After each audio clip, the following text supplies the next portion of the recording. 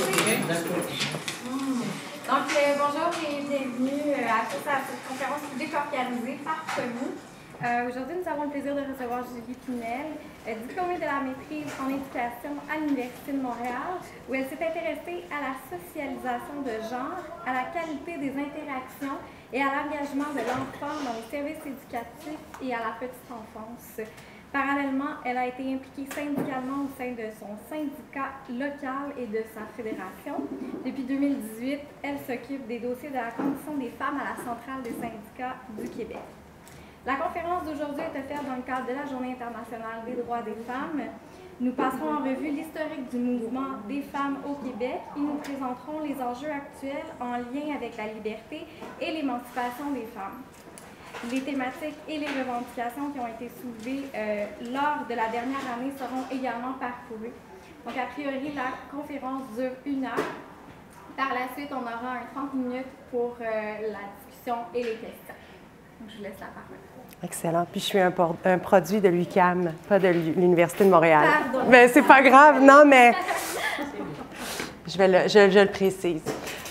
Donc, ça me fait vraiment plaisir d'être avec vous aujourd'hui pour vous présenter la conférence sur la lutte des femmes au Québec et les résistances. Puis vous allez comprendre que les résistances, c'est en lien avec la thématique de cette année de la Journée internationale des droits des femmes, qui est résistance féministe. Puis vous allez voir tout au long, je vais vous amener tranquillement à ces résistances féministes, puis pour qu'on puisse aussi amorcer une discussion en ce sens. Donc, le plan de la présentation que je vous propose pour aujourd'hui, c'est un peu de voir vraiment rapidement les droits des femmes dans le monde. Ensuite, les grandes luttes des femmes au Québec, puis c'est vraiment certains enjeux que je vais vous présenter, mais pas toute l'histoire de la lutte des femmes, je vous rassure. La part syndicale aussi qu'on a, parce que moi, je travaille pour la CSQ, qui est la Centrale des syndicats du Québec, et en conditions féminines, on est très impliqué avec le mouvement des femmes dans la société et on travaille beaucoup pour faire avancer justement les droits des femmes. Donc, c'est important de voir qu'est-ce que le syndicat fait et pourquoi le syndicat travaille à améliorer les droits des femmes. Les inéquités qui demeurent, parce que malgré qu'on peut dire qu'au Québec, on est quand même privilégié au niveau des droits des femmes, il y a quand même des inéquités qui demeurent dans la société et qu'on se doit d'adresser pour améliorer les conditions des femmes. Et finalement, la Journée internationale des droits des femmes avec la thématique de cette année qui est résistance féministe. Donc, les droits des femmes dans le monde, j'ai vraiment pris certains éléments pour vous montrer qu'il y a des avancées et qu'il y a aussi des reculs au niveau de la condition des femmes. J'ai pris le droit à l'avortement. Je ne sais pas pourquoi c'est cet élément-là, je suis un peu ironique dans ma question, qui m'est venu en tête, mais on voit qu'il y a plusieurs pays où le droit à l'avortement, il y a des gains qui sont faits pour les femmes pour l'accès à l'avortement. Par exemple, en Irlande, c'est un référendum qui a eu lieu en 2018 où on est venu légaliser le droit à l'avortement, mais ce n'est pas parce que c'est légal que c'est accessible. Donc, il y a toujours des enjeux d'accessibilité à l'avortement en Irlande. Au niveau de la Corée du Sud, là aussi, on a levé l'interdiction, puis on s'est donné un délai en tant que gouvernement pour voir qu'est-ce qu'il allait mettre en place comme législation. Il n'y a pas de... On est dans un flou juridique actuellement parce qu'ils ont dépassé le délai qui s'était donné, mais il y a pas... Les travaux sont toujours en cours. Mais l'avortement n'est plus interdit en Corée du Sud. La Nouvelle-Zélande aussi a dépénalisé l'avortement, puis c'est vraiment sous l'impulsion de l'arrivée de la première ministre, qui est une femme, Jacinda Ardern, qui a vraiment poussé et qui a fait en sorte qu'il y a eu une légalisation du droit à l'avortement en Nouvelle-Zélande. Ensuite, on est en Thaïlande, 2021. On a aussi légalisé les avortements, mais il y a un cadre qui entoure ça. Donc, en 2021, c'était les avortements de 12 semaines et moins. Et là, en 2022, on a augmenté la période et c'est pour les avortements de 20 semaines et moins qui sont permis. Au Bénin, c'est la même chose. Dans le fond, c'est 12 semaines et moins où l'avortement est légalisé. Donc, il y a des pas qui sont faits un peu partout dans le monde au niveau du droit à l'avortement. mais il y a des reculs aussi. Je pense que vous m'avez vu venir avec les États-Unis, les reculs du droit à l'avortement aux États-Unis à l'heure actuelle. La dernière fois que j'ai vérifié, c'est 24 des 50 États aux États-Unis qui ont interdit ou qui ont limité de façon vraiment importante le droit à l'avortement. Il y avait 2 autres États qui étaient en train de voir à mettre des lois qui viennent soit limiter ou interdire le droit à l'avortement. Donc, c'est environ 50% des États aux États-Unis où le droit à l'avortement n'est plus possible. Ensuite, la situation des femmes iraniennes aussi, c'est une situation quand même assez importante de recul au niveau de leurs droits. On a beaucoup parlé de Mahsa Amini, qui avait des cheveux qui sortaient de son voile et qui s'est fait arrêter par la police des mœurs. C'est horrible ce qu'elle a vécu. C'est ce qui a créé tout le soulèvement de la population iranienne, puis un soutien aussi au niveau de plusieurs pays dans le monde par rapport à la situation des femmes iraniennes. Mais il faut aussi voir qu'elles ont perdu le droit à l'éducation, qu'elles ont perdu le droit de pouvoir agir librement. Il y a des permissions qui sont demandées pour pouvoir faire des gestes du quotidien. Donc, il y a vraiment un recul important au niveau des femmes iraniennes. Donc, on voit que les droits des femmes, il n'y a rien d'acquis et les reculs peuvent toujours survenir. De où on vient, puis je trouve ça toujours intéressant de dresser un petit peu l'histoire des grandes luttes des femmes au Québec parce que c'est important de comprendre le contexte social dans lequel on se situe ici. Et vous allez voir, je pars vraiment de loin. Au début de la colonie. Puis pourquoi partir au début de la colonie? C'est toute la pression puis l'importance de la religion qu'il y avait dans les colonies. Le rôle qu'on donnait aux femmes, au fond, c'était de peupler la colonie. Faites des enfants, occupez-vous des enfants pendant que les hommes vont faire le reste. Et c'est resté très, très longtemps dans la population québécoise. Et l'emprise de l'Église sur les femmes québécoises a été vraiment très important jusqu'à la Révolution tranquille qui était dans les années 1970. Donc, on part de 1600 à 1970. Donc, l'Église a vraiment joué un rôle majeur dans la situation que les femmes avaient au Québec, qui était une situation justement, tout ce qui était la sphère privée, la maison, et non pas dans la sphère publique. Ensuite, on y va dans un autre gain qui est important, c'est le droit de vote des femmes en 1920 au Canada. Ce droit de vote-là, je vais juste prendre mes notes, le mouvement des suffragettes a commencé en 1883 au Canada, donc ça a quand même été assez long avant que les femmes obtiennent le droit de vote au Canada. Ce qui est important de savoir, c'est qu'on va nommer cette date comme étant la date où les femmes ont obtenu le droit de vote, mais pas toutes les femmes.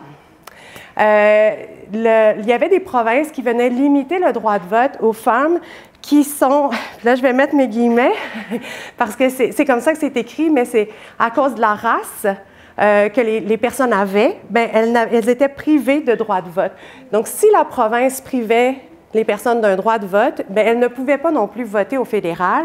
Et un des exemples, en Colombie-Britannique, les personnes qui étaient d'origine chinoise, japonaise ou qui provenaient de l'Inde ne pouvaient pas voter en Colombie-Britannique et n'avaient donc pas le droit de voter non plus au fédéral en 1920, même si les femmes avaient obtenu le droit de vote. Donc, les femmes de ces origines-là n'avaient pas le droit de voter. Et il y avait aussi les personnes autochtones qui n'avaient pas le droit de vote. À ce moment-là, elles ont obtenu le droit de vote plus tard. Mais en 1920, ce n'était pas toutes les femmes qui avaient obtenu ce gain. Puis on le mentionne rarement. C'est un autre élément, puis c'est écrit la lutte des femmes au Québec, puis là, je suis dans le Canada, mais ça fait partie des éléments d'histoire qui sont quand même importants de mentionner. L'affaire Personne, je ne sais pas s'il y en a qui ont déjà entendu parler de ça. Celle qui était là l'année passée, j'en avais parlé, je pense. Mais l'affaire Personne, c'est 5 femmes qui souhaitaient devenir sénatrices. Et elles se sont adressées au gouvernement en disant, est-ce qu'on a le droit, nous, d'être sénatrices? Le gouvernement était incapable de répondre à cette question-là. Et il s'est retourné vers le Sénat Et il a demandé si une femme avait les compétences, selon l'article 24 de l'Acte de l'Amérique du Nord britannique, qui était notre Constitution, de dire, est-ce qu'elles ont les compétences pour être sénatrices? Le Sénat s'est tourné vers la Cour suprême pour avoir une réponse. Et la Cour suprême a dit non. Les femmes ne sont pas considérées comme des personnes selon l'Acte de l'Amérique du Nord britannique. Donc, elles n'ont pas les compétences pour être sénatrices. Il a fallu aller au plus haut tribunal de l'époque, qui était le comité judiciaire du Conseil privé. Et eux ont dit qu'il y avait une mauvaise interprétation de l'article 24 et qu'au contraire, les femmes étaient considérées comme des personnes et pouvaient être sénatrices. Donc, il a vraiment fallu se battre et c'est pour ça qu'on appelle ça l'affaire personne, parce que c'est à partir de 1929 que les femmes ont été considérées comme des personnes au nom de la Constitution. La première sénatrice, c'est en 1930 et c'est un fait assez, moi je trouve ça assez cocasse de voir que c'est aucune des 5 femmes qui ont fait les démarches, c'est pas une d'elles qui a été nommée la première sénatrice, mais c'est Karen Wilson en 1930 qui a été la première femme sénatrice au Canada. Encore une fois, je parle des femmes, mais ce n'est pas toutes les femmes qui étaient reconnues comme des personnes à l'époque. Les femmes autochtones et les femmes d'origine ou de descendance asiatique n'ont pas obtenu les mêmes droits.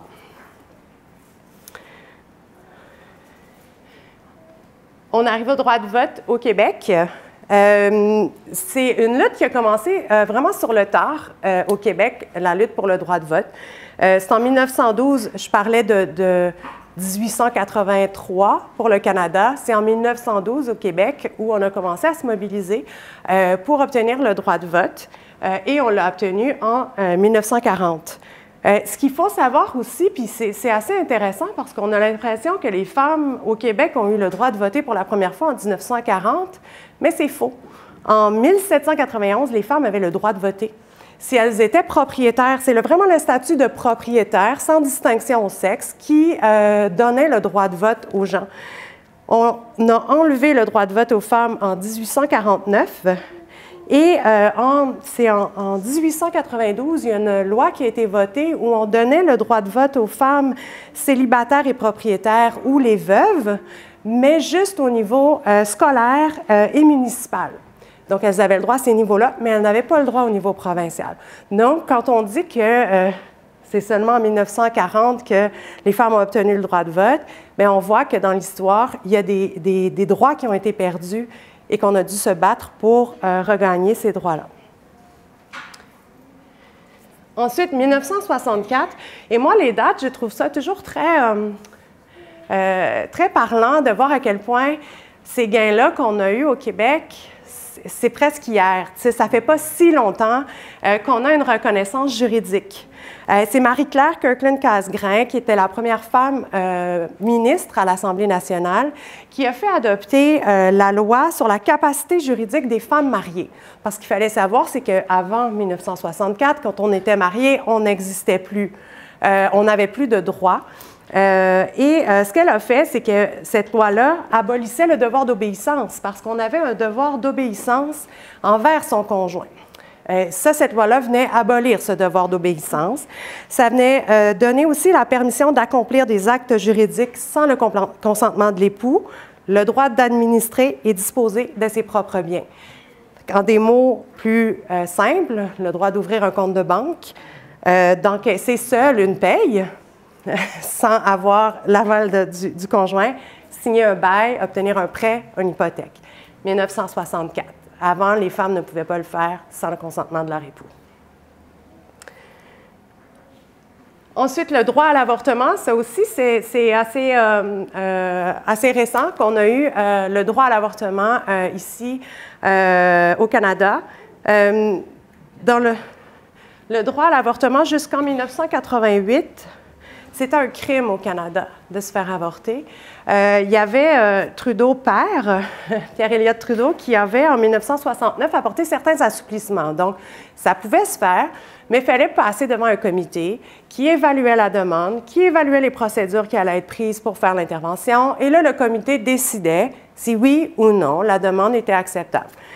Il y a deux figures importantes, je dirais, au Québec au niveau du droit à l'avortement. Le Dr Morgan Taylor, qui lui avait ouvert plusieurs cliniques d'avortement au Québec.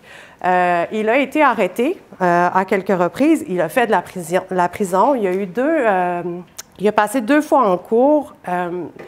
Et à la deuxième fois, c'est en 88 au fond où il a été acquitté. Et c'est ce jugement-là, au fond, qui est venu décriminaliser le droit à l'avortement. Décriminaliser l'avortement. Ce sur quoi la Cour s'est basée, c'est sur la Charte des droits et libertés de la personne. Puis ce qu'elle a reconnu, c'est que ce qui était dans le Code criminel canadien à l'époque était discriminatoire envers les femmes. Donc, ce que la Cour a ordonné au gouvernement, c'est d'enlever tous les articles qui venaient criminaliser le droit à l'avortement, ce qui fait qu'actuellement, il n'y a pas de cadre juridique qui encadre l'avortement. C'est un acte qui est légal et il n'y a rien qui vient l'encadrer. Donc, c'est tout à fait légal. Et je vous dirais que c'est une bonne chose parce que le fait qu'il n'y ait pas d'encadrement permet aussi de ne pas voir jusqu'à 12 semaines ou jusqu'à 20 semaines ou d'avoir, dans tel cas, oui, mais dans tel cas, non. Donc, le fait qu'il n'y ait pas de ce cadre légal-là permet un accès complet à l'avortement. L'autre, c'est deux figures qui ont été importantes aussi au Québec au niveau du droit à l'avortement. C'est l'affaire Chantal Daigle contre Jean-Guy Tremblay. Je vais faire un petit moment de pub, mais il y a une série actuellement sur Crave qui retrace un peu l'histoire de Chantal Daigle et Jean-Guy Tremblay, qui est à date intéressante. Ça fait 2 semaines. La troisième est ce soir. Chantal Daigle, elle est tombée enceinte. Elle n'était plus en couple avec M. Tremblay. Et quand M. Tremblay a su que Chantal Daigle voulait se faire avorter, puis il y avait toute une histoire de violence conjugale et de contrôle dans cette relation-là, M. Tremblay a intenté un recours en disant qu'il avait un droit sur le fœtus. Donc, ce qu'il souhaitait, c'est, il y avait même dans la proposition qui avait été faite à la Cour, c'est de dire, elle va porter le bébé jusqu'à 20 semaines, le fœtus jusqu'à 20 semaines. À 20 semaines, le fœtus est viable, donc on provoquera un accouchement et on mettra le bébé en incubateur, puis ce sera à moi. Donc, on venait vraiment demander le droit de décider, au fond, le droit pour le père de décider de la vie du fœtus. Ce que la Cour suprême a déclaré, c'est que les droits d'une personne commencent au moment où la personne elle est vivante. Donc, au moment de la naissance, puis au moment de la naissance vivante. Avant la naissance vivante, on considère que le fœtus n'a pas de droit. Et c'est ce qui fait aussi qu'on peut, comme femme, avoir un choix, le choix de poursuivre ou non une grossesse désirée ou pas désirée. Donc, c'est vraiment des éléments très importants au niveau du droit qui ont été reconnus par ces deux causes-là, puis qui font un petit peu notre jurisprudence ici au Québec. C'est un peu comme si vous avez suivi aux États-Unis, c'est Roe contre Wade. Bien ici, c'est vraiment ces deux éléments-là qui font notre cadre légal au niveau de l'avortement. La loi sur l'équité salariale, c'est aussi un élément qui est très important au Québec. Puis je vous dirais, équité salariale, c'est un élément qui est important de préciser. On ne parle pas d'égalité salariale. Donc, on ne parle pas quand un homme et une femme font le même travail, bien, ils doivent avoir le même salaire. C'est à travail équivalent, salaire égal. Donc, on vient voir les compétences qui sont requises pour le poste, les responsabilités qui sont requises pour le poste. Les responsabilités peuvent être différentes, mais elles s'équivalent. Et c'est à ce moment-là qu'on vient travailler sur le salaire, réduire les écarts de salaire entre les femmes et les hommes. C'est une demande qui avait été faite par le mouvement des femmes portée dans la marche du pain et des roses en 1995. La marche du pain et des roses, c'est une marche qui a dans le fond, fait en sorte qu'on a une marche mondiale des femmes à tous les 5 ans, ici au Québec, mais partout dans le monde. Il y a la Marche mondiale des femmes et c'est un mouvement qui est parti du Québec et qui est parti de la Marche du pain et des roses. Les femmes ont marché de Montréal à Québec pendant plusieurs jours et ce qu'elles réclamaient, c'est du pain, donc de l'argent pour être capable de subvenir aux besoins et des roses pour avoir comme la fin des violences faites envers les femmes. Il y a plusieurs campagnes qui ont été menées par la CSQ parce que malgré le fait qu'on a une loi, puis qu'on a une loi qui est assez innovatrice parce que c'est de l'équité salariale et non pas de l'égalité salariale, bien, il en demeure que quand on dépose une plainte en équité salariale, ça peut prendre 5 ans, 10 ans avant que la plainte soit traitée. Et pendant tout ce temps-là, il y a des gains. Au bout des 5 ans et 10 ans, il y a des gains. Donc, ça veut dire que ça fait 5 ans ou 10 ans qu'il y a une inéquité salariale. Et moi, je me demande quel corps d'emploi à prédominance masculine accepterait pendant 5 ans ou 10 ans de ne pas être payé à sa juste valeur. Mais c'est ce qu'on vit beaucoup au niveau de l'équité salariale. Donc, il y a vraiment du travail encore qui reste à faire au niveau de la loi pour mieux protéger les droits des femmes. Puis, ça, je pense que j'en parle plus tard. Sinon, je reviendrai. J'ai une idée en tête, mais j'en reviendrai un peu plus tard. Le dernier élément, puis c'est pas parce que depuis 1997, il n'y a pas eu de gain, loin de là, mais c'est la politique familiale au Québec. Ça aussi, c'est un élément qui est assez important au niveau des droits des femmes. Tout l'aspect de la conciliation famille, travail, études. On sait que les femmes portent souvent une plus grande part des responsabilités familiales dans le couple.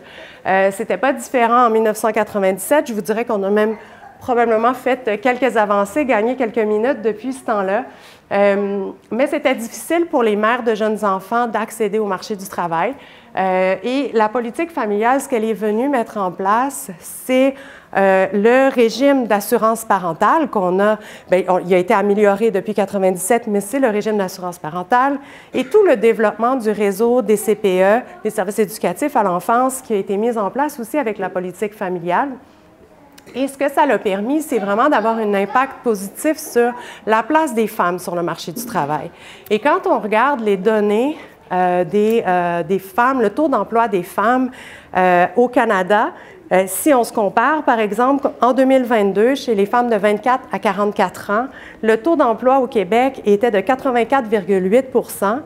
En Ontario, c'était 80 % et la moyenne canadienne était de 81,3 %. Donc, on est une des provinces qui a un score très élevé au niveau du taux d'emploi des femmes. Puis, on dépasse la moyenne canadienne. Donc, on peut se féliciter de ça. Mais c'est vraiment dû à ce réseau de CPE-là, entre autres, pas juste à ça, mais c'est vraiment ce qui a donné le coup de pouce aux femmes pour faciliter leur retour sur le marché du travail après la naissance d'un enfant. Là, j'arrive à ma vidéo. Dans le fond, la vidéo, c'est l'apport syndical aux luttes féministes. Donc, c'est une courte vidéo d'une dizaine de minutes qui a été préparée par la centrale puis qui vient expliquer un petit peu qu'est-ce qu'on a fait comme travail au niveau des droits des femmes. Alors là, je pense que... Voilà.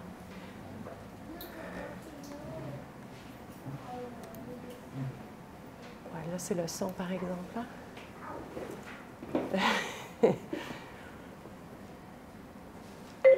Ça devrait être bon.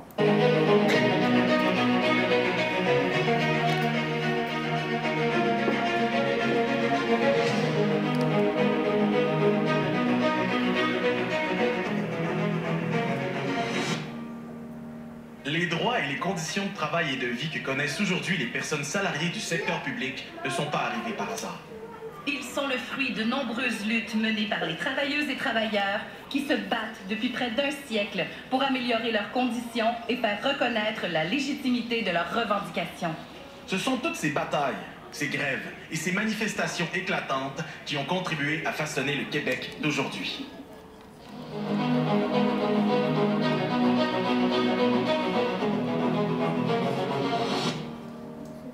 La contribution des femmes dans l'amélioration de la société québécoise est majeure. Ce sont elles qui ont bâti en grande partie les bases des systèmes d'éducation, de santé et du réseau de la petite enfance. Elles y occupent la majorité des emplois. Composée de femmes à plus de 78 %, la CSQ défend depuis toujours la véritable valeur de leur travail. Elle revendique en ce sens l'équité salariale et travaille activement dans les années 80 et 90 à obtenir une loi.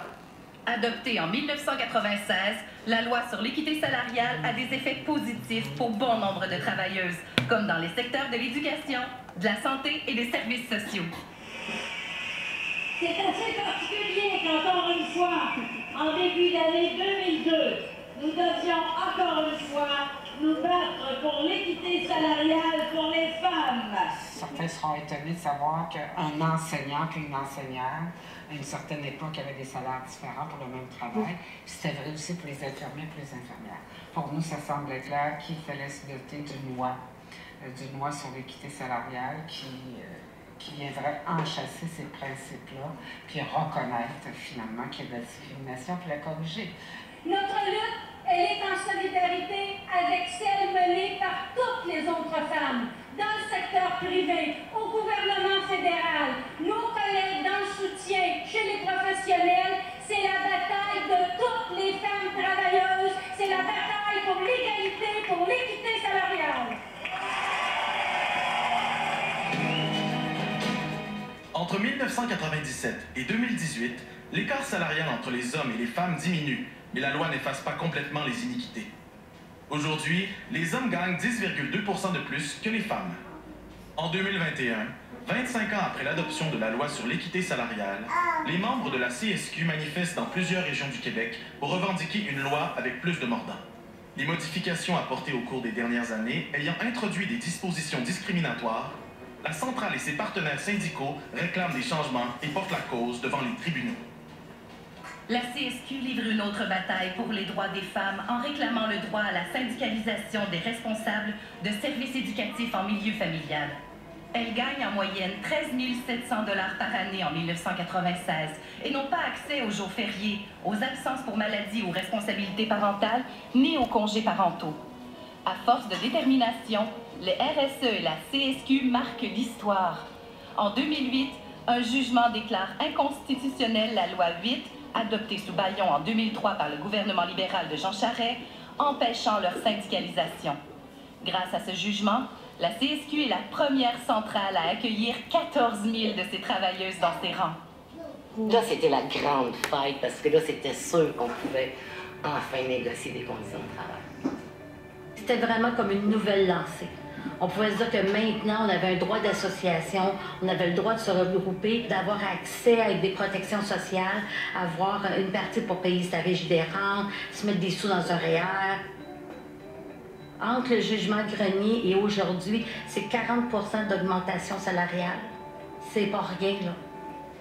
L'histoire de l'avancement des droits des femmes dans la société québécoise et leur progression dans le mouvement syndical sont intimement liées. C'est d'ailleurs une lutte menée par des femmes qui est à l'origine de la CSQ. Outrée par les conditions de travail des institutrices qui reçoivent un salaire 2 fois inférieur à celui des hommes, Laure Gaudreault fonde, en 1936, le premier syndicat des institutrices rurales du Québec. C'est la première vraie bataille qui permet de rehausser les conditions de travail dans le secteur de l'éducation.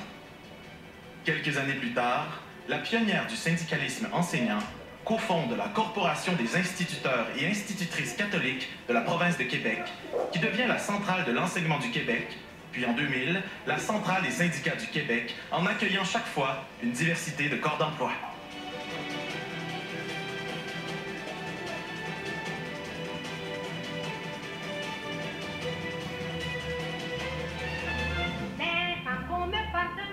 Depuis les tout débuts, le mouvement des femmes influence grandement les revendications syndicales et sociales de la CSQ. Le Québec connaît au début des années 40 d'importants changements progressistes et les fondements de la Révolution tranquille. Le gouvernement libéral d'Adélard Godbout accorde le droit de vote aux femmes et adopte d'autres lois historiques, comme la loi sur les relations ouvrières, fixant un cadre légal pour la reconnaissance syndicale, la négociation et la grève. Jusqu'au début des années 60, le contexte social et politique discrimine sévèrement les femmes. Les tâches reliées à l'éducation des enfants leur sont naturellement dévolues et constituent une forme de bénévolat implicite, non monnayable. Alors, en pleine période d'ébullition sociale et politique des années 70, la centrale fonde en 1973 son comité de la condition féminine qui défend plusieurs dossiers. Garderie, méthodes contraceptives, avortement, congé de maternité, stéréotypes sexistes, rémunération du travail domestique et participation des femmes à la vie syndicale, entre autres. Parmi les enjeux du comité figure le congé de maternité payé. La CEQ demande que les employés de l'État aient un congé de maternité payé de 17 semaines. Les autres centrales syndicales, composées en majorité d'hommes, sont réticentes à inclure cette demande. Devant l'insistance de la CEQ, les centrales se rallient et cet enjeu devient une priorité de la négociation du Front commun en 1979. Un grand pas dans l'avancement du droit des femmes vient d'être franchi.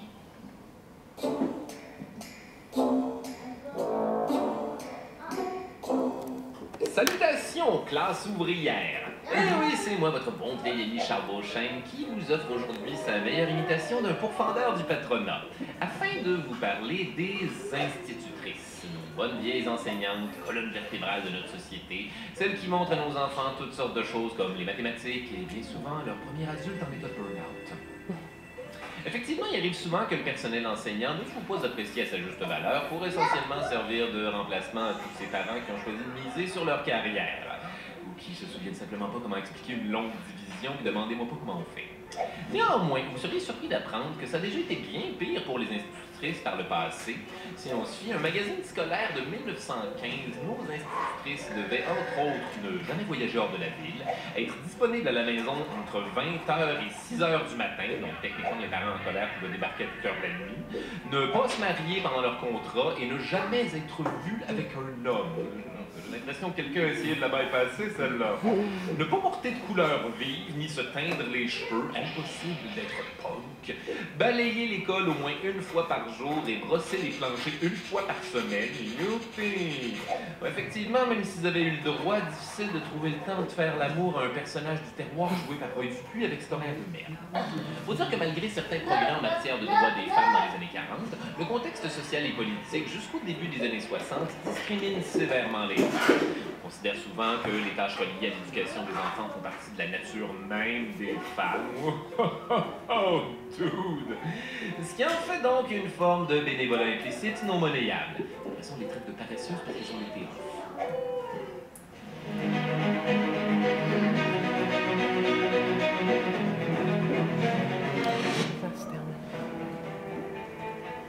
Le mouvement syndical vit et agit dans un contexte social, politique et économique parfois favorable, qui permet l'atteinte de grandes victoires, et d'autres fois difficile, qui nous conduit à vouloir défendre et protéger nos acquis. Cela est particulièrement vrai lors de périodes de crise économique, comme celle engendrée par la pandémie. N'oublions pas, nos grandes victoires ont été obtenues grâce à notre solidarité. La clé du succès repose en partie sur notre capacité à créer des alliances solides avec des partenaires syndicaux et de la société civile. Nous devrons constamment lutter pour maintenir et améliorer nos conditions de travail, car nous devons composer avec un employeur qui a le pouvoir de légiférer pour contrer nos moyens de pression et diminuer le financement des services publics. Cette lutte, elle se joue en partie sur le plan politique. C'est à nous de convaincre la population et forcer le gouvernement à assurer un financement adéquat des services publics. L'accès de la population à des services publics de qualité va de pair avec l'amélioration des conditions dans lesquelles nous exerçons notre travail. Les nombreuses luttes que nous avons menées nous ont rendus plus forts. Parce que nous sommes progressistes et déterminés, nous continuerons à encourager les rapports de proximité avec nos membres, à mobiliser les forces vives de la société et nous poursuivrons ensemble notre travail afin d'intervenir sur les questions sociales et politiques. Unis, nous travaillerons à poursuivre nos objectifs vers une véritable égalité pour les femmes, une relance économique axée sur le secteur public, des lois du travail et des lois de protection sociale adaptées à ces nouvelles réalités. Nous continuerons de militer dans un monde du travail transformé, car les questions de sécurité, d'équité et de solidarité demeurent au cœur de nos préoccupations. Pour obtenir les changements souhaités, il faut continuer de nous allier pour nous rallier. Ce qui fait notre plus grande force, c'est la solidarité.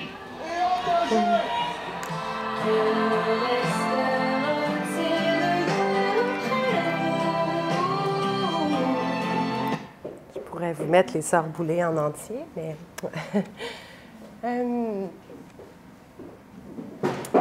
Donc,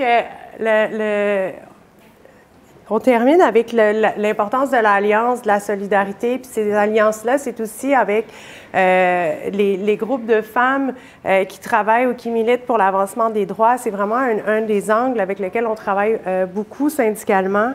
Puis il était beaucoup question de services publics. Et je trouve qu'il y a un parallèle important à faire avec les services publics puis l'égalité qui n'est pas atteinte. C'est le premier élément que je présente au niveau des inéquités qui demeurent dans la société. Puis la centrale défend beaucoup tout ce qui est les services publics en soi parce que c'est des membres qu'on représente. Ils sont majoritairement dans les services publics, dans les organismes communautaires. Et les services publics, il faut savoir que c'est un endroit où les femmes sont majoritairement à l'emploi et les services qui sont offerts, les principales personnes qui sont utilisatrices des services publics, ce sont les femmes.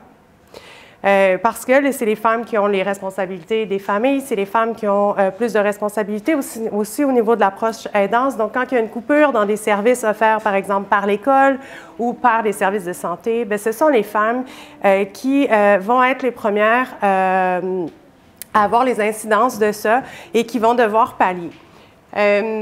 On voit c'est une femme sur 3 qui est à l'emploi, qui travaille dans les services publics. Donc, c'est vraiment un endroit où on voit une ségrégation professionnelle, donc une présence importante de femmes dans les emplois. On veut valoriser les emplois à prédominance féminine, tout ce qui est le prendre soin, l'accompagnement. La vidéo parlait aussi du fait que c'est des éléments, des choses que les femmes faisaient gratuitement. J'ai parlé de l'Église, l'importance de l'Église dans la société, c'était des sœurs qui offraient les services de santé ou qui faisaient de l'éducation. Les premières crèches qui ont été ouvertes, c'était souvent des sœurs qui s'occupaient de ça et qui offraient ces services-là gratuitement. Puis avec l'évolution du marché du travail, on a dû adapter le monde du travail aussi et offrir ces services-là aux femmes pour leur permettre d'intégrer le monde du travail. Donc, on est venu professionnaliser quelque chose qui se faisait de façon presque gratuite par les femmes avant. Et c'est un élément où on sent que la valorisation de ces emplois-là traîne de la patte parce que, justement, on ne reconnaît pas la juste valeur des compétences et de toute l'importance du lien le relationnel qu'on a avec les élèves ou avec les patients ou avec les personnes qu'on rencontre dans une relation d'aide. Donc, c'est important de travailler à la valorisation des emplois parce qu'on voit au niveau de l'écart salarial que les femmes sont toujours moins bien payées que les hommes. On disait 10% environ d'écart, alors que les femmes sont beaucoup plus scolarisées que les hommes. Donc, elles ont les compétences pour avoir des emplois qui devraient techniquement les rémunérer à la même hauteur. Tout ce qu'on voit quand il y a des années d'austérité ou quand on va faire des coupures au niveau du gouvernement, ça va souvent être des investissements qui vont être faits dans des secteurs qui sont à prédominance masculine et on va couper dans les services publics. Quand on fait ça, bien, ça a un double impact sur les femmes. Ça a un impact sur les femmes qui travaillent dans ces milieux-là, mais ça a aussi un impact sur les femmes qui bénéficient de ces services-là et qui voient leurs services coupés. Donc, il y a vraiment des inéquités dans les services publics qui ont une incidence assez importante sur les femmes. Ensuite, au niveau de la conciliation famille, travail, études, il y a une coalition qui existe pour demander justement d'améliorer la conciliation famille, travail, études. Je l'ai déjà mentionné que les femmes ont une part plus importante des responsabilités familiales. Puis on a vu, il y a des études qui sont sorties pendant la pandémie où ce qu'on a remarqué, c'est que les femmes ont vu encore une augmentation encore plus importante de leurs charges liées au rôle familial. Quand la femme était en télétravail et que le conjoint, par exemple, était au chômage, bien, la femme faisait beaucoup plus de tâches et l'homme en faisait beaucoup moins. Et quand on voyait le contraire, où l'homme était en télétravail, la femme était au chômage, bien, là, la femme faisait toutes les tâches au complet. Quand la femme voit sa tâche de travail diminuer ou être allégée, elle va prendre plus de tâches, alors que chez l'homme, on ne voit pas cette distinction-là. Alors, il y a vraiment une responsabilité plus importante chez les femmes au niveau, autant des soins des enfants, mais tout ce qui est les soins à la famille aussi, au niveau de la proche aidance, les femmes vont s'impliquer, puis quand elles s'impliquent, elles vont faire plus d'heures de proche aidance. Donc, si on pense à l'âge de la retraite, bien, c'est possible que les femmes doivent quitter avant l'âge qu'elles auraient souhaité parce qu'elles doivent prendre soin de quelqu'un. Donc, on va voir des femmes qui vont diminuer leur nombre d'heures de travail ou qui vont quitter un emploi avant ce qu'elles auraient souhaité, justement pour être en mesure de prendre soin des autres. On a des revendications. Une revendication qu'on a au niveau de la conciliation famille-travail-études, c'est d'essayer d'avoir un dialogue avec l'employeur, d'installer un dialogue pour venir voir quels sont les besoins des personnes qui travaillent et qu'est-ce que l'employeur est capable de donner aussi au niveau des mesures. Parce que ce n'est pas chaque entreprise qui est capable d'offrir du télétravail, ça ne répond pas à tout. Puis le télétravail n'est pas non plus une mesure de conciliation qui répond à tous les besoins. Donc, qu'est-ce qu'on peut mettre en place qui va répondre un petit peu aux besoins autant de l'un et de l'autre? Donc ça, c'est vraiment la demande qu'on a. C'est quand même, ça a une incidence importante, cet enjeu-là de conciliation, parce qu'il y a une étude qui est sortie en juin dernier où on parlait de la porte de verre. Puis je ne sais pas si vous avez entendu parler de ce principe-là. On entend souvent le principe du plafond de verre. La porte de verre, c'est que ce qu'on a constaté, c'est que les femmes qui sortent de l'université, quand elles viennent de l'université, du cégep ou peu importe, mais quand elles finissent leurs études, quand elles viennent pour chercher un emploi, elles vont se projeter dans l'avenir et se dire, bien, si j'ai des enfants, je veux avoir un emploi qui me permette de bien concilier les différents rôles que j'aurai peut-être dans la vie. Et là, elles vont cibler des entreprises où elles vont avoir une meilleure conciliation entre les rôles qu'elles n'ont pas encore, mais qu'elles souhaiteraient avoir, et les rôles qu'elles ont à jouer au travail. Et c'est souvent des emplois où les responsabilités vont être moins importantes, donc le salaire est souvent plus faible. Et c'est le principe qu'on appelle la porte de verre, c'est qu'au fond, on n'entre même pas dans l'entreprise parce qu'il y a ces enjeux-là ou ces freins-là au sein de l'entreprise qui font en sorte qu'on ne voit pas la possibilité d'être capable de concilier ce qu'on souhaiterait avoir comme vie au niveau personnel, familial et ce que l'entreprise demande. Donc, c'est le principe de la porte de verre et si les entreprises travaillaient beaucoup plus activement à mettre en place des mesures de conciliation, je pense que cette porte de verre-là pourrait être plus facilement enlevée puis avoir une meilleure égalité aussi au niveau des emplois entre les femmes et les hommes. La représentation des femmes, on a parlé au début, l'avancée au niveau du droit à l'avortement en Nouvelle-Zélande avec l'arrivée de la première ministre. C'est l'arrivée d'une femme qui a parlé pour les femmes, qui a fait en sorte qu'on a été capable de faire le chemin qui restait à parcourir pour obtenir le droit à l'avortement en Nouvelle-Zélande. C'est extrêmement important d'avoir des gens, puis mon travail, c'est de parler des femmes, mais on l'a dit, les femmes n'ont pas atteint non plus tous les droits en même temps, puis les femmes, ce n'est pas un groupe homogène.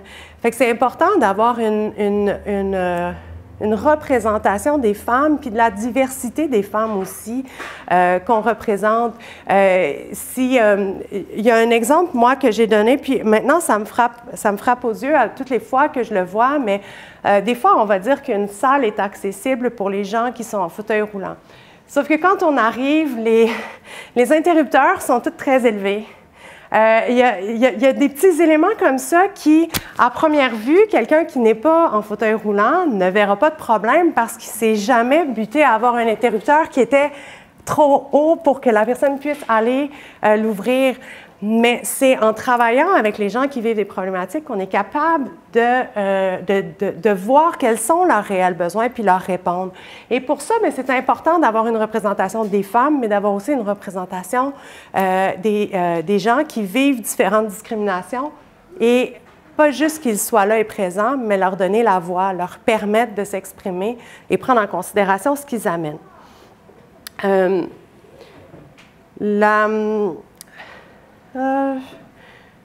Oui, il y a aussi la réforme du mode de scrutin que j'ai emmenée.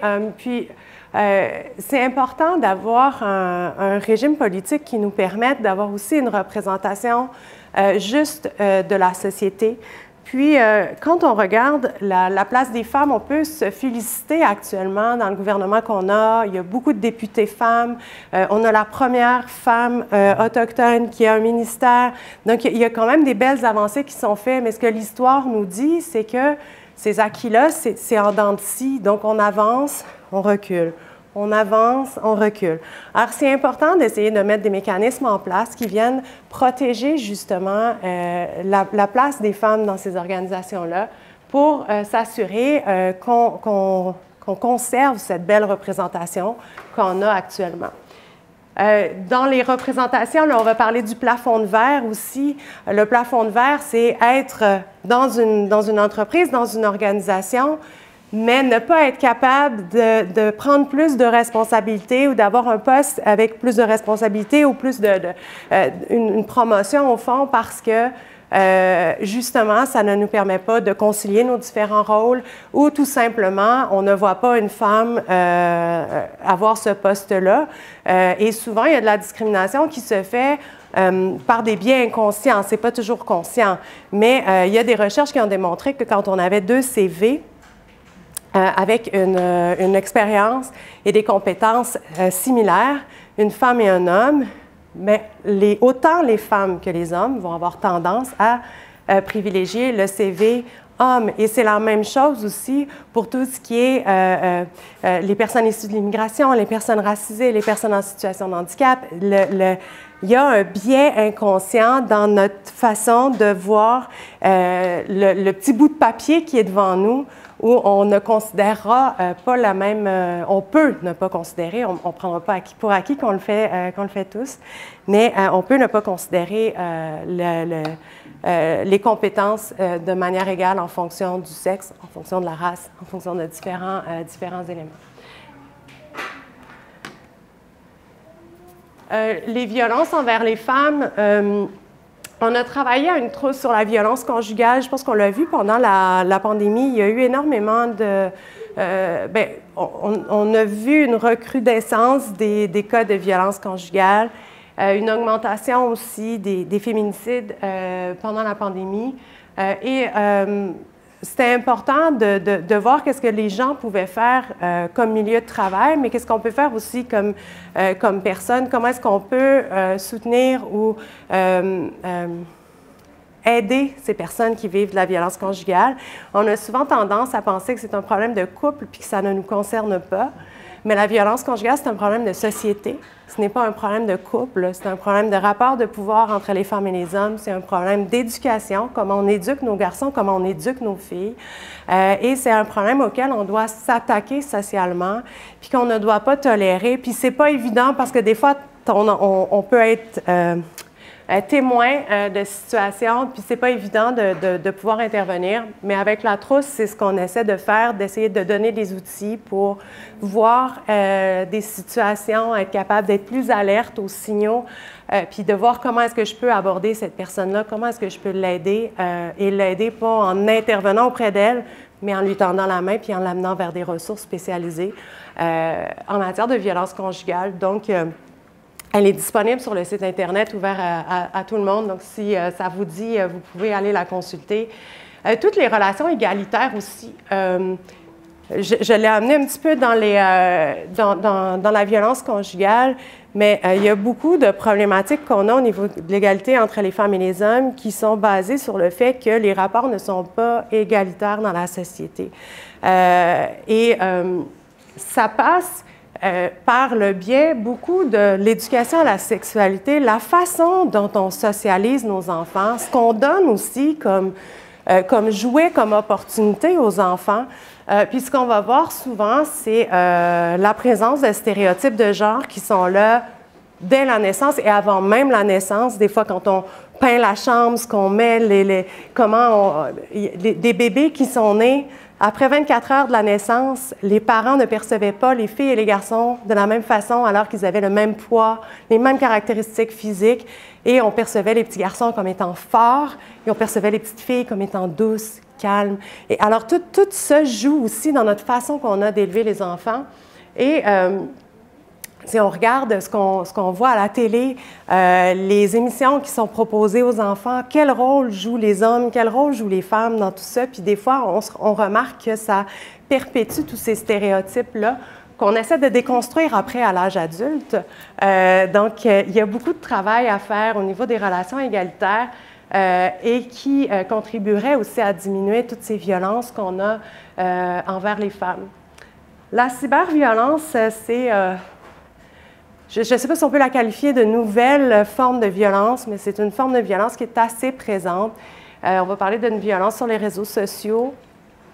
Il y a un mouvement qui est assez présent aussi sur les réseaux sociaux, c'est le mouvement des incels, qui sont les célibataires involontaires. C'est vraiment des hommes qui vont remettre sur les femmes la responsabilité du fait qu'ils soient célibataires. Donc, c'est un peu de notre faute s'ils sont célibataires, parce qu'on n'a pas d'intérêt pour eux, on ne répond pas aux critères que les femmes vont mettre. C'est un groupe qui travaille beaucoup en souterrain dans le web, si on peut dire. On ne les verra pas vraiment. On ne verra pas, c'est pas un groupe Facebook où ils se rejoignent, là, je ne pense pas. Peut-être qu'il y en a un, mais c'est pas là où ils vont faire leur réseau, mais c'est un réseau qui est extrêmement puissant, à Toronto notamment.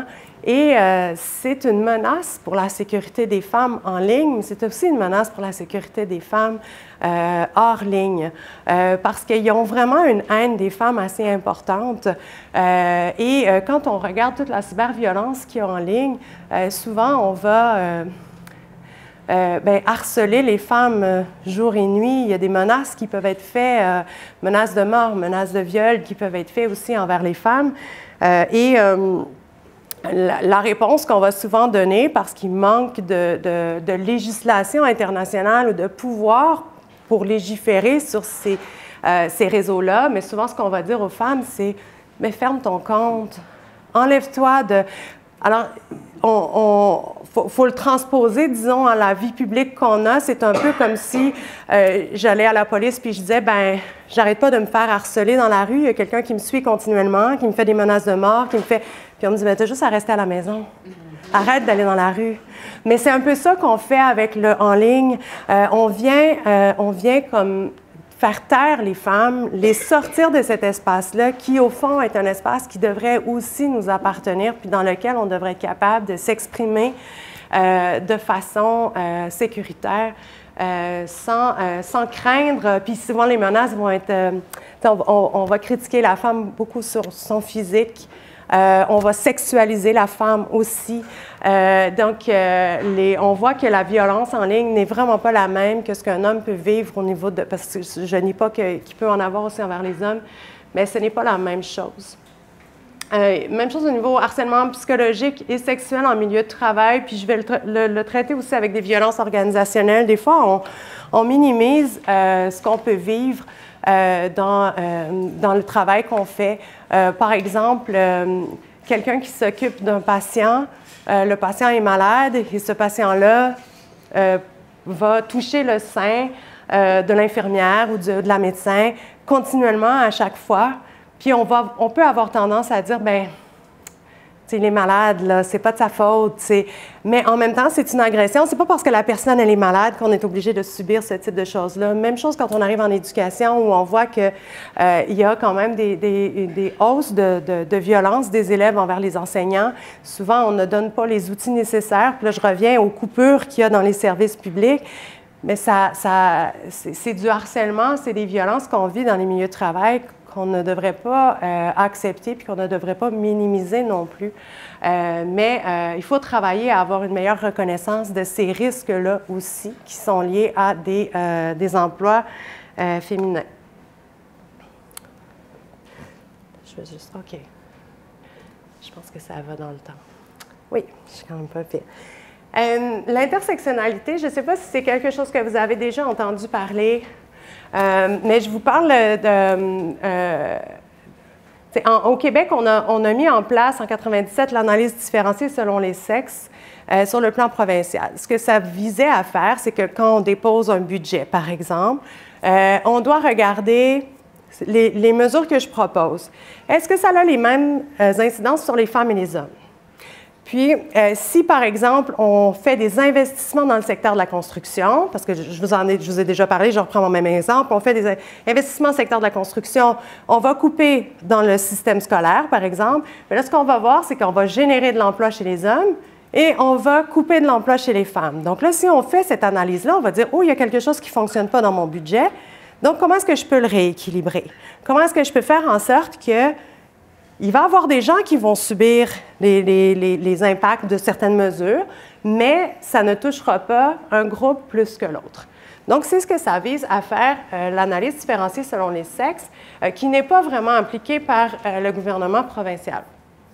Récemment, le gouvernement fédéral a mis en place cette analyse-là sur le budget. Donc, légalement, dans le cadre législatif du budget, il n'a pas le choix de faire cette analyse-là. Ça ne l'oblige pas à prendre les mesures nécessaires pour corriger les écarts. Il peut toujours dire, bien, c'est défavorable pour les hommes ou c'est défavorable pour les femmes, mais il se doit de faire cet exercice-là. Et dans le... je ne sais pas si c'est le dernier budget ou l'avant-dernier budget, mais les investissements que le gouvernement fédéral a fait au niveau des services de garde au Canada, c'est en faisant le budget, en voulant justement avoir des mesures qui viennent soutenir les femmes, où ils ont dit, faut qu'on mette en place ça, ça va venir soutenir les femmes, ça va venir aider les femmes aussi à aller au travail. Donc, c'est cette analyse-là qui a permis de mettre en place ce programme-là au fédéral. On tente, nous, d'ajouter l'intersectionnalité à cette analyse, puis ce que ça vient faire, c'est, par exemple, si on parle d'équité salariale, on a parlé d'un écart de 10 % entre les femmes et les hommes. Si on commence à regarder le salaire des femmes issues de l'immigration, on va se rendre compte que l'écart salarial est encore plus grand. Et si on déconstruit, par exemple, les femmes en situation de handicap, l'écart aussi est plus grand. Alors que quand on regarde juste les femmes et les hommes, on prend la moyenne des femmes, on prend la moyenne des hommes, et là, on se dit, c'est 10 % mais quand on vient faire une analyse intersectionnelle, ce qu'on vient faire, c'est vraiment de venir voir s'il y a des groupes qui subissent une discrimination plus importante.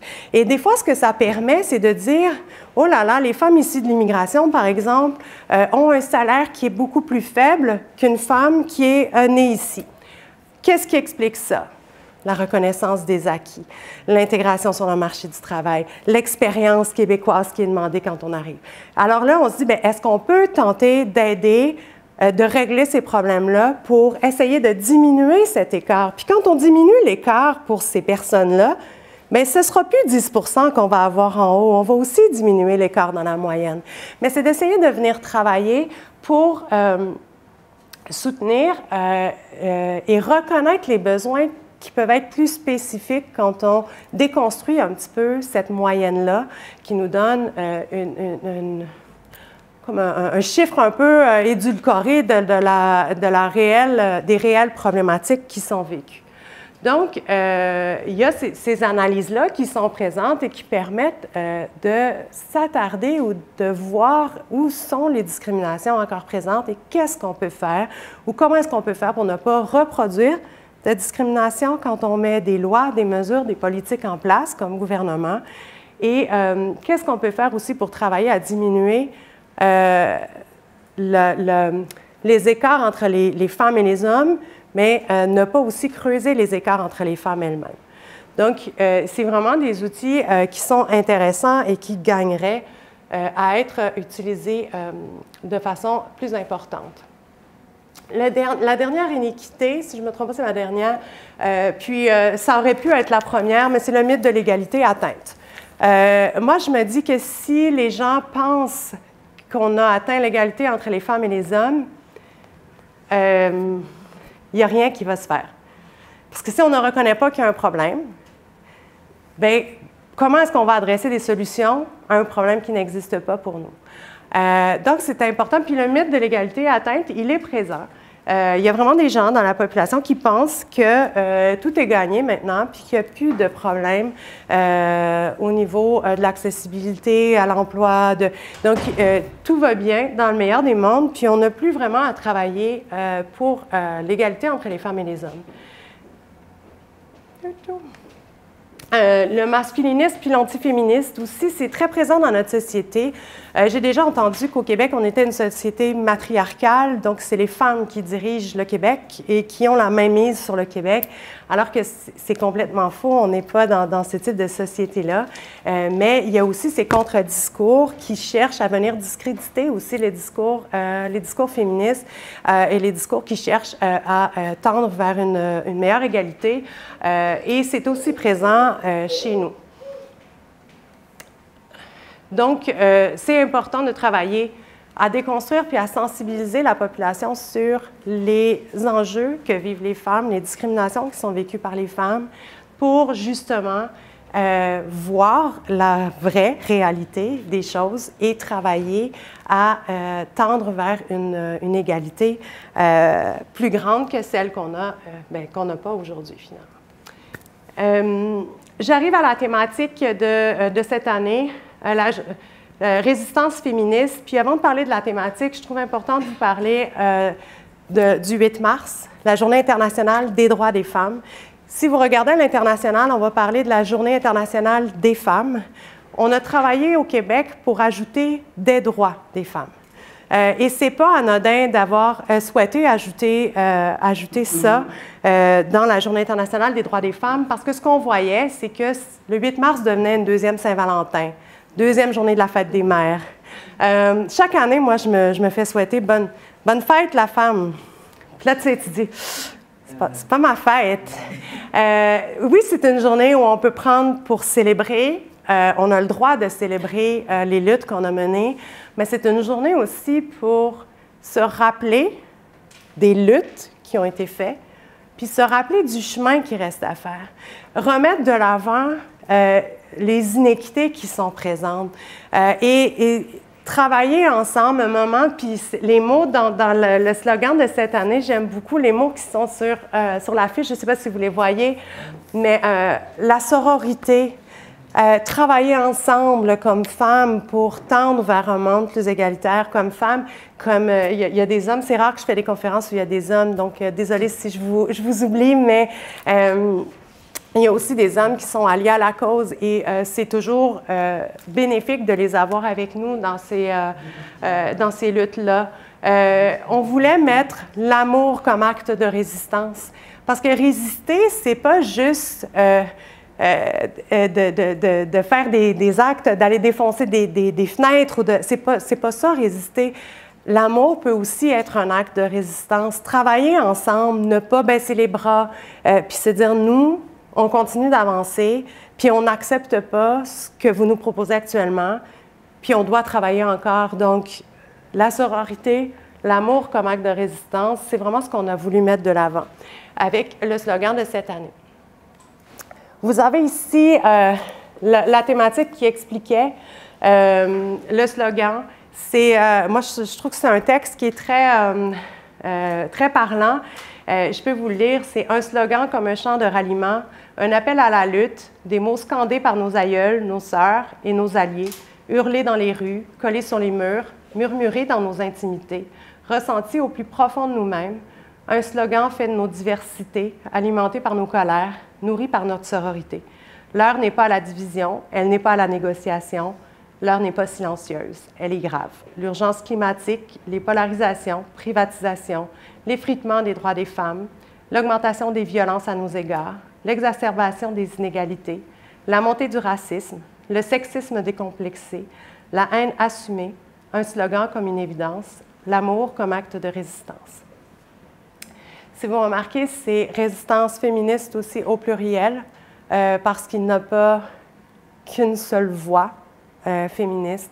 On a des luttes diverses qui se rejoignent, mais ce n'est pas une seule résistance féministe, mais ce sont des résistances féministes, puis on a vraiment tenu à le souligner dans le slogan. Et là, j'ai lancé une question comme ça qu'on peut discuter en lien avec le slogan. Vous pouvez aussi me poser des questions ou aller en dehors de cette question-là. C'est un petit peu une proposition de discussion, mais pour vous, c'est quoi les résistances qui sont féministes, qui sont nécessaires actuellement? Je vous en ai présenté certaines, mais est-ce que vous en voyez d'autres ou est-ce que vous avez des choses que vous vivez que vous souhaitez adresser pour dire, bien, on devrait s'intéresser à ces problématiques-là? Donc, c'est un peu vous donner la parole, vous entendre sur ce qui vous parle, ce que vous vivez, donc ce que vous souhaitez.